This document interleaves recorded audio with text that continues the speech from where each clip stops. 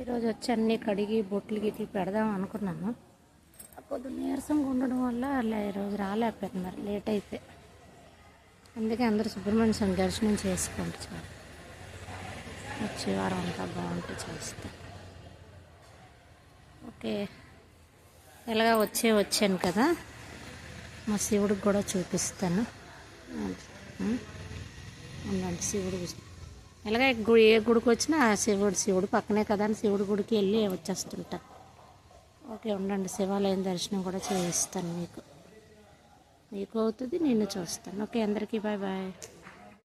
శివాలయంకి వెళ్తాను. అప్పుడే పారిజాత పూలు పూసేస్తున్నాయి.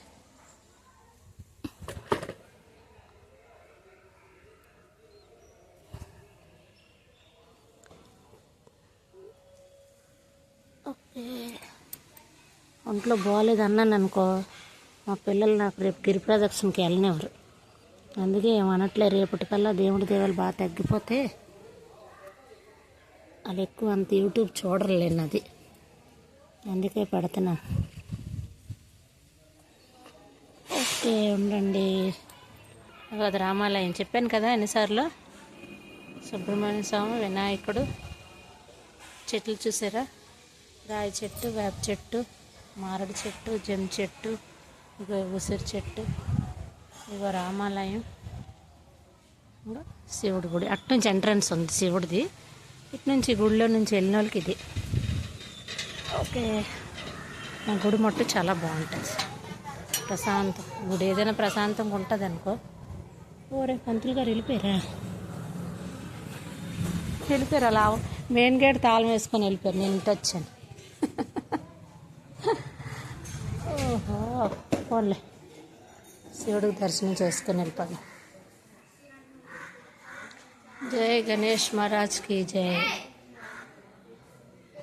శంభో శంకర తండ్రి కాపాడుతండ్రి. చూసారా, దండలు బాగున్నాయి. మా పక్కన ఒక ఆవిడ ఉంటుంది, అదే గుడిలో సేవ చేస్తుంది, ఆవిడే కొడుతుంటుంది. బాగున్నాయి దండలు.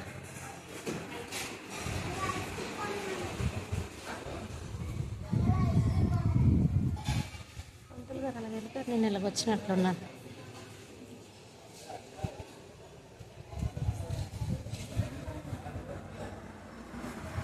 పిల్లలు దేముడు చల్లని వారే, కళ్ళ కపట మెరుగని కరుణామయులే. ఓయ్ నేలా, ఏ స్కూల్ అన్నా? ఓకే, ఆటోలు వెళ్తారా? Okay, bye.